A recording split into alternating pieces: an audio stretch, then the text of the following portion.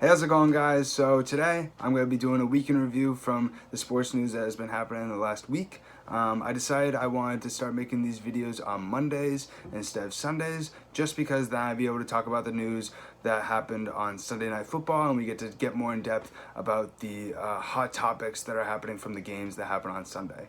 So I just wanted to first talk about the World Series. This has been absolutely nuts. This series has been going back and forth. The Nationals won the first two. I thought they had it in the bag. I thought they were going to get their first World Series in franchise history. But sports never turns out that way, especially in baseball and especially in the playoffs. You never know what's going to happen.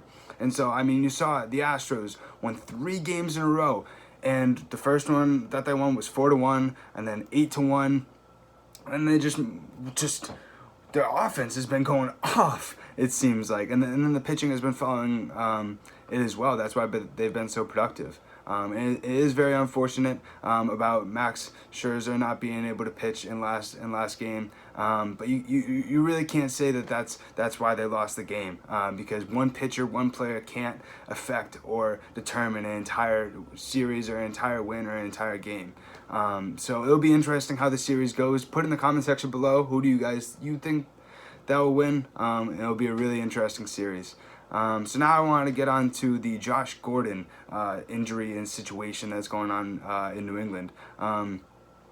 It came out earlier this week that he was going to be put on the IR, that he was out for the season, and then we found out that he was going to be coming back a little bit earlier, and then we found out that the Patriots were going to waive him after that, and then Mohamed Sanu got traded to the Patriots. It was just a very sort of weird turn of events. And then this just really made me kind of think about that the trade for Josh Gordon really didn't go exactly how Patriots fans or even NFL fans thought it was really going to go.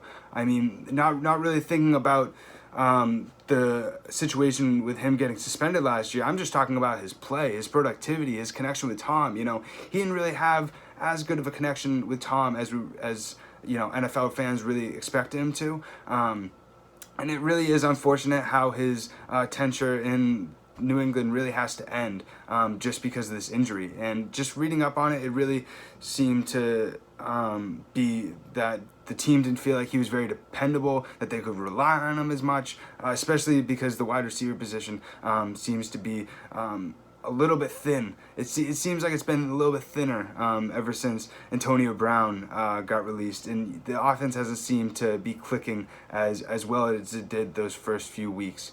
And so another topic that I want to talk to connecting with football is the most recent trade with Kenyan Drake. I thought it was really interesting what the Dolphins were able to get back for him, which was a 2020 conditional pick, which I guess is going to be a 5th-round pick, which I was just thinking about it is the same exact thing that the Patriots traded for Josh Gordon. But that doesn't really make any sense because Kenyan Drake has so much more value for Josh Gordon than Josh Gordon did at the time when he was traded from the Browns to the Patriots.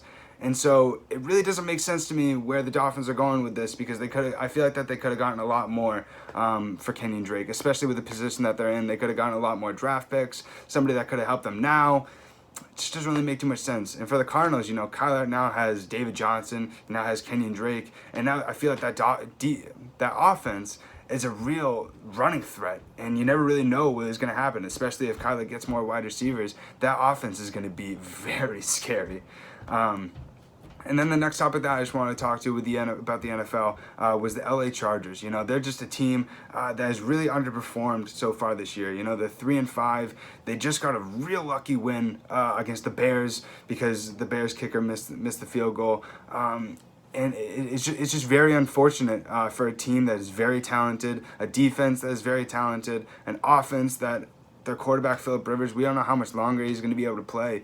And for how much success they had last year, I really thought that they were going to be able to make it into the playoffs again, make it to the AFC Championship, and potentially do a run for a Super Bowl, because their defense really got upgraded a ton last year, last offseason. And it's just really been tough for that team to be successful with all the injuries that they have. But it just has really also seemed like Philip Rivers hasn't had that connection with his wide receivers as we saw last year, and it's really been affecting their offensive efficiency and being able to get the ball over the third down line and also in the red zone as well. And that's why we've seen a lot of low-scoring games for the LA Chargers. So I'm really hoping that they're able to pick it up somehow and be able to somehow get into the playoffs, because they do have a very talented team that I believe should be performing much better than they are right now. Let me know what you guys think about these certain topics down in the comment section below. Also, let me know other topics that you believe I should have brought up, and we can have a cool little discussion down in the comment section. And I hope you guys really like these weekly reviews. I really like doing them, just being able to have a recap of what has happened in the last week in sports news and just being able to give my perspective. And then I also want to get your guys' opinions as well. So I hope you guys have a great rest of your day. Subscribe for more videos throughout the week, and I'll see you guys next time.